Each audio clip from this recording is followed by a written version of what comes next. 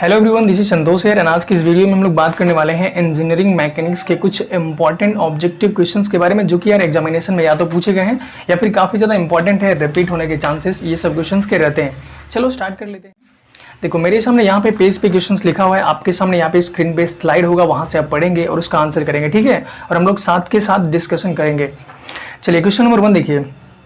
ऐसा unit of forces, option number A है pound, B में है न्यूटन, सी में है डाइन, डी में है जूल। बहुत ही आसान है। फोर्स का ऐसा यूनिट क्या होता है? न्यूटन होता है। ऑप्शन नंबर 20 का करेक्ट हो जाएगा। चलो सेकंड देखते हैं। The process of finding out the resulting forces is known as, मतलब जो रिजल्टिंग फोर्स फाइंड आउट करने की प्रोसेस है उसे हम लोग क्या बोलते हैं, वो आपसे पूछ रहा है। तो ऑप्शन नंबर ए बोला है सुपरपोजिशन ऑफ फोर्सेस, बी बोला है एडिशन ऑफ फोर्सेस, सी बोला है resolution of forces and D है कंपोजिशन ऑफ फोर्सेस। यार ऑप्शन नंबर ए और बी तो बिल्कुल भी अलग है, वो तो होगा ही नहीं। ऑप्शन नंबर सी और डी में काफी ज्यादा कंफ्यूजन होता है बच्चों को। तो चलो हम लोग डिस्कशन कर लेते हैं। देखो रिजोल्यूशन ऑफ फोर्सेस एक्चुअली हम लोग बोलते किसे हैं, तो अगर दो फोर्सेस एक दूसरे से थीटा एंगल पे लग रहे होते हैं, ठीक है, अगर दो फोर्सेस पी और क्यू एक दूसरे से थीटा एंगल पे लग रहे हैं, तो उनका जो रिजल्टेंट फोर्स होता है वो होता है √PA² + QA² + 2PQ cos theta, ये होता है, ठीक है। मतलब रिजोल्यूशन ऑफ फोर्सेस आपको क्या कहता है कि दो फोर्सेस अगर एक दूसरे से थीटा एंगल पे लग रहे हैं तो रिजल्टेंट फोर्स जो होता है वो आपका होता है PA² + QA² + 2PQ cos theta होता है, ठीक है। And this process is known as resolution of forces.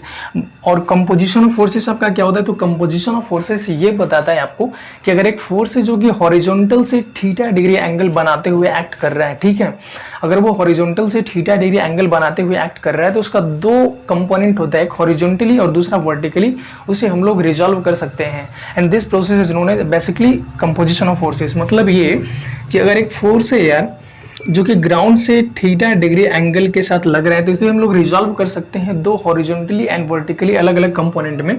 जो हॉरिजॉन्टली कंपोनेंट होता है उसको हम लोग बोलते हैं P cos थीटा, और जो वर्टिकली कंपोनेंट होता है उसको हम लोग बोलते हैं P sin theta. And this process is known as composition of forces. तो देखो कंपोजिशन ऑफ फोर्सेस में हम लोग रिजल्टेंट नहीं निकालते हैं, आप लोग ध्यान से समझिएगा। कंपोजिशन ऑफ फोर्सेस केवल एक फोर्सेस को जो कि थीटा एंगल पे लग रहा है उसको दो हॉरिजॉन्टली और वर्टिकली कंपोनेंट में डिसॉल्व कर देता है, रिजॉल्व कर देता है, ठीक है। और रिजल्टिंग फोर्स निकालने का क्या होता है फॉर्मूला, तो ये तो P² + QA² + 2PQ cos theta, और इसी को हम लोग बोलते हैं रिजोल्यूशन ऑफ फोर्सेस। कौन सा ऑप्शन सही हो जाएगा? ऑप्शन नंबर सी सही हो जाएगा। चलो थर्ड देखते हैं। The resultant of two forces which are acting at an angle theta is. यार दो फोर्सेस अगर थीटा एंगल के साथ एक्ट कर रहे हैं, देखो तो उसका रिजल्टेंट फोर्स निकालने का फॉर्मूला क्या होता है? √PA² + QA² + 2PQ cos theta. देखो ऑप्शन नंबर कौन सा सही है? ऑप्शन नंबर ए नेवर, क्योंकि इसमें माइनस है। ऑप्शन नंबर बी, हाँ ऑप्शन नंबर बी करेक्ट है। देखो ऑप्शन नंबर बी में केवल यहाँ पे रूट को हटा के और इस पे कितना कर दिया, पावर 1/2। तो आप लोग सबको पता है कि अगर हम लोग रूट को हटाते हैं तो रूट का मतलब कितना होता है, 1/2 होता है। तो मतलब इसको हम लोग ऐसे लिख सकते हैं क्या भाई, तो PA² + QA² + 2PQ cos theta, और इसका पावर कितना लिख सकते हैं, 1/2 लिख सकते हैं, ठीक है। इसका कौन सा ऑप्शन सही हो जाएगा? ऑप्शन नंबर बी सही है। चलिए अब देखो, अब इसी में थोड़ा सा अगर आप बात करते हैं ऑप्शन नंबर डी की, तो कंफ्यूज मत होना। देखो इसमें दिया गया PA² + QA² + 2PQ sin theta, तो sin थीटा नहीं होता है, क्या होता है, 2PQ cos theta. Question number 4 देखो। The resultant of two forces P and Q acting along same straight line and in the same direction is. मतलब यार दो फोर्सेस P और Q है जो कि सेम स्ट्रेट लाइन पे लग रहे हैं and in the same direction, मतलब एक ही डायरेक्शन में लग रहे हैं, तो उसका रिजल्टेंट फोर्स क्या होगा? देखो एक सेम स्ट्रेट लाइन पे हम लोग P को भी लगा रहे हैं और Q को भी लगा रहे हैं, और दोनों है ना सेम डायरेक्शन में लग रहा है। मतलब वो आगे के साइड लग रहा है तो दोनों आगे के साइड लग रहा है, पीछे के साइड लग रहा है तो दोनों पीछे के साइड लग रहा है। तो इसका रिजल्टेंट फोर्स कैसे निकलेगा? देखो अगर दोनों सेम स्ट्रेट लाइन पे लग रहे हैं तो उसका जो एंगल होगा दोनों के बीच का क्या हो जाएगा, 0 डिग्री हो जाएगा। अब रिजल्टेंट फोर्स हम लोग निकाल लेते हैं यार। देखो रिजल्टेंट फोर्स क्या हो जाएगा आपका PA² + QA² + 2PQ cos theta का वैल्यू कितना, 0 डिग्री। तो देखो हो जाएगा आपका PA² + QA² + 2PQ cos 0 degree का वैल्यू कितना होता है, 1।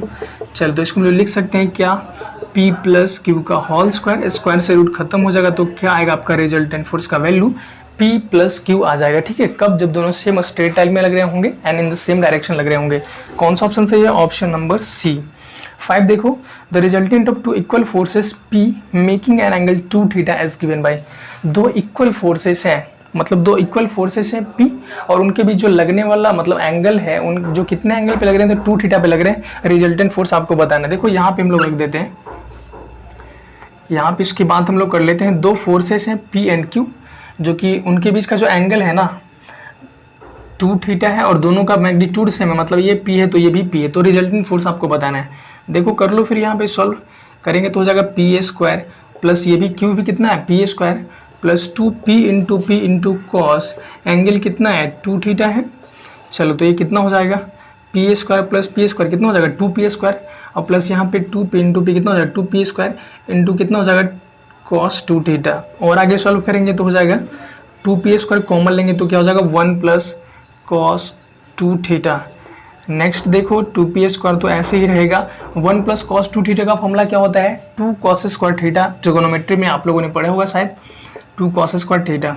चलो अब मल्टीप्लाई हो तो देखो 2 इंटू 2 4 हो जाएगा 4P square into cos square theta, बाहर निकलेगा तो हो जाएगा 2P कॉस थीटा। यानी कि दो इक्वल फोर्सेस के बीच के अगर लगने वाला एंगल 2 थीटा होगा तो रिजल्टेंट फोर्स का जो मैग्नीट्यूड आएगा वो आएगा 2P कॉस थीटा। देख लो कौन सा ऑप्शन सही है, ऑप्शन नंबर आपका बी सही है। ठीक है, चलो नेक्स्ट देखते हैं हम लोग क्वेश्चन नंबर 6 में क्या है, following are the angles between two forces when the resultant is maximum and minimum. मतलब ये दो फोर्सेस के बीच के लगने वाला एंगल कब कौन सा होगा जब रिजल्टेंट फोर्स मैक्सिमम आएगा एंड कौन सा होगा जब रिजल्टेंट फोर्स मिनिमम होगा।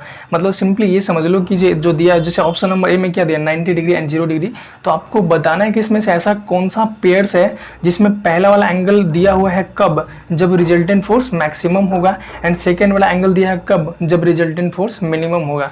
तो आपको एक चीज़ तो हम पहले बता चुके हैं कि रिजल्टेंट फोर्स मैक्सिमम कब होता है, जब दोनों के बीच का एंगल कितना होता है 0 डिग्री होता है। देखो जब 0 डिग्री होता है तो दोनों ऐड हो जाता है, ऐड हो जाता है मतलब रिजल्टेंट फोर्स मैक्सिमम होता है।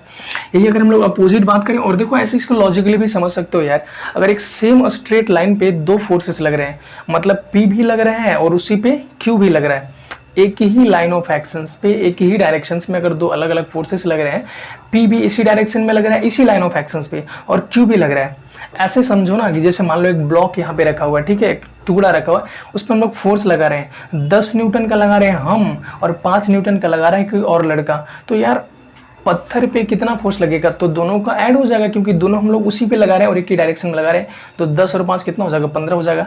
यहाँ पे भी देखो अगर सेम लाइन ऑफ एक्शंस पे P भी लग रहे हैं, सेम लाइन ऑफ एक्शंस पे Q भी लग रहा है, तो क्या हो जाएगा दोनों का ऐड रिजल्टेंट हो जाएगा P प्लस Q। समझ रहे हो, और निकालेंगे कैसे, तो बाय प्रोसेस भी निकाल सकते हैं। एंड अगर यार देखो दोनों के बीच का अगर लगने वाला जो मान लो ये P इधर साइड लग रहा है और Q इधर साइड लग रहा है, दोनों अगर एक दूसरे के अपोजिट डायरेक्शन में लगेगा तो आप लॉजिकली बता सकते हो ऑब्वियसली किसका जो रिजल्टेंट फोर्स होगा वो क्या हो जाएगा P माइनस Q हो जाएगा। देखो हम लोग बाई प्रोसेस निकालते हैं, अगर दोनों के अपोजिट डायरेक्शन में लगे तो देखो इसके बीच का एंगल जो कितना बन रहा है 180 डिग्री, दोनों के बीच का जो एंगल है वो कितना है 180 डिग्री है। रिजल्टेंट फोर्स निकाल लेते हैं तो देखो क्या हो जाएगा P square plus Q square plus 2PQ cos theta, तो कॉस 180 का वैल्यू कितना -1।